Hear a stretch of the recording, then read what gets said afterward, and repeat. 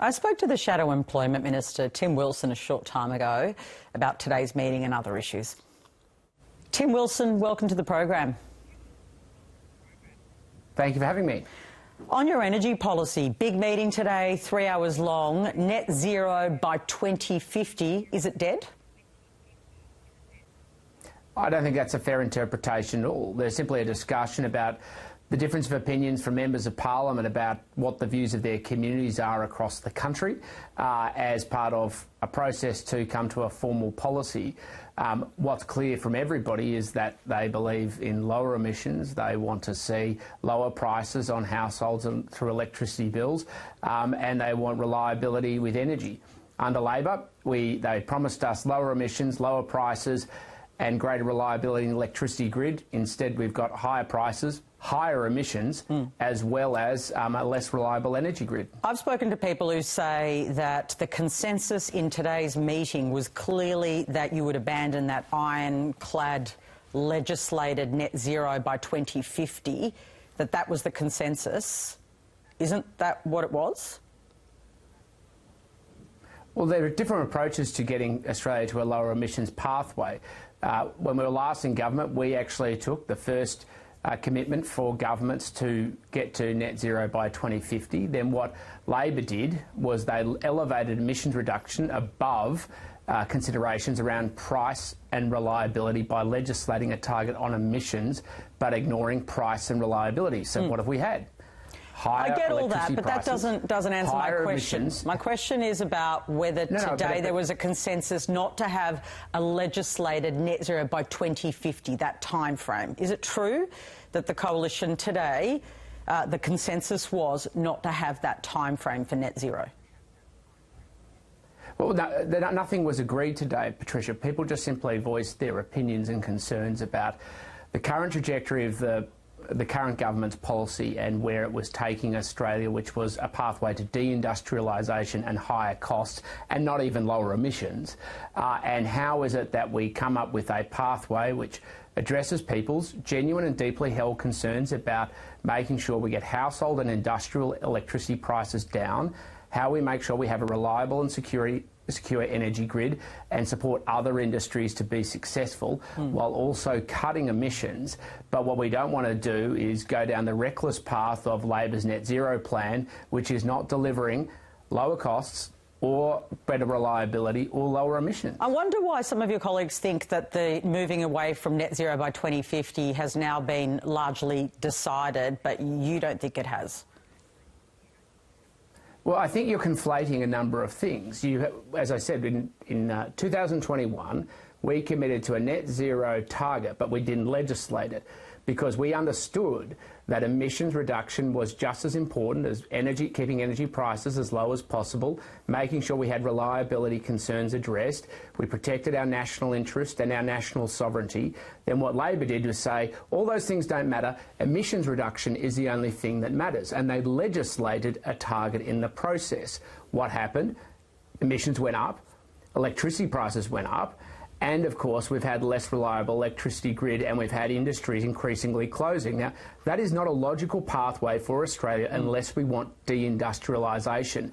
A lot of members of parliament, including myself, simply want emissions reduction to be part of the mix but not dictate Australia's electricity policy. And how about the time frame? Is it your view, I'll ask you specifically, that the 2050 deadline should be retained? Well, I've said many times that's what I was elected on the platform of, and so I'm waiting to see what policy proposals are put forward, because I think it's really important that we give, obviously, confidence to the market that we're achieving long-term emissions reduction, but in addition to that, we have to be doing it in a way which means there's the investment to get prices down for Australian consumers, because the social licence for emissions reduction is absolutely contingent on making sure that Australians can afford it. All the research shows this. We're in sync with Australians. The current government are the one who are turning around and saying, we don't care what Australians think or what Australians pay, so long as they can achieve their objective, and they're failing at that as well. This language of net zero, let's not even talk about time frame, but just net zero, I know some in your party room want you to dump that. There's a division on that. What's your view about retaining the language of net zero? Well, I've said consistently I support net zero price increases. I support net zero outages. And of course, I want to achieve emissions reduction as well. But I understand that if you don't get the issue of price and reliability right, public support for reducing emissions will decline. That's why it's so important to get the order and the hierarchy, as it were, right, and that's what the current government is getting wrong. OK, so I just want to go back to why so many of your colleagues think that moving away from net zero by 2050 is now dead and buried. I'm not sure if it's cremated, if I can use the old Tony Abbott language, but certainly dead and buried. You still think that there's the possibility of keeping this alive? Well, I think what's possible is we can get to a policy position that takes the country forward, that cuts emissions, that also builds Australia's industrial growth. Now, I don't know who you're talking to. You're throwing out a number of comments. I think what a lot of people are doing is conflating a lot of themes up to a target when the real problem is the Labor government's plan off the back of their target, which is the thing that's leading to higher costs and, ironically, higher emissions and making it harder for Australia to be competitive. That's why it's so important we get the plan right so that whatever target we set, however we seek to achieve emissions reduction, we're also lowering prices for households, making sure Australian industry is competitive. It is so important because it's off the back of electricity investments and a reliable electricity supply that investors decide whether they're going to invest a couple $100 million in a new manufacturing plant or not, and that's what we need. And that isn't what's happening right now. Instead, they're closing down. In a seat like yours, where, you know, there was a sort of independent that took you out, I know you're back now, but on the basis of issues around climate change and campaigning around issues of emission, is it really possible for you to go to the next election if your party determines that it won't go for net zero by 2050? Doesn't that put you in a difficult position trying to win that seat back? I'm very relaxed about it because at the end of it, I've had a consistent track record of actually reducing emissions when I have been in office and responsible for climate policy in Australia, as I was last time when I was defeated in 2022. Emissions went up under my predecessor. They then went on to vote for billions of dollars of new fossil fuel subsidies when they were in office, something I never did. So I think I think it's very important that we're clear-eyed, we're focused on policy that is going to advance Australia's national interest while reducing emissions, while reducing electricity prices, because that's actually how we take the community with us.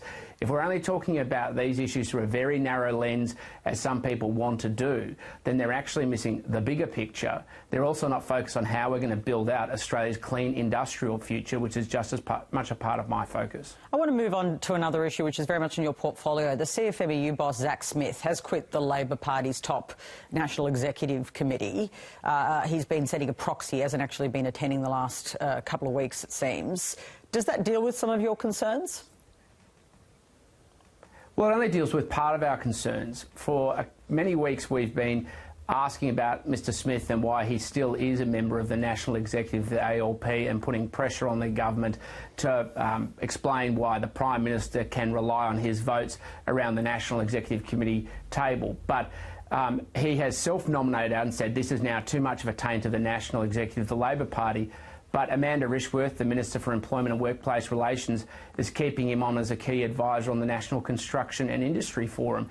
We asked her about it yesterday in question time, and she refused to answer whether he was still a member and whether he was going to be attending and advising her at the next meeting. I mean, I think it's extraordinary that you've even got people who, from the union themselves, saying we're no longer capable of doing this and keeping above the fray. But Minister Rishworth is saying, you know, he can continue to be a key advisor to him. And so where do you go next with this? Where do you plan to take it next week? Because it was part of your question time strategy. What else do you want from the government? Well, I think we want answers because we have sent to Minister Rishworth over 2 weeks ago, nearly 3 weeks ago, a list of about 20 questions about what she's known, when she knew them. She's refused to answer. We've asked her questions in question time, and all she has basically offered is bluster. We want to know when Mr Smith, or why Mr Smith should continue to be a member of the National Construction Industry Forum, considering the cloud that now surrounds him and the CFMEU. But more importantly, she oversees the CFMEU administration. Whistleblowers are saying the corruption in the CFMEU has got worse under their administration. So what action is she taking, and what issues is she raising with the administrator to stamp out this corruption that every Australian is paying for through higher costs on public projects and higher costs on new apartment builds and house builds because of the costs of cartel kickbacks that are going to fund CFMEU corruption? Many thanks for joining us, Tim Wilson. Thank you.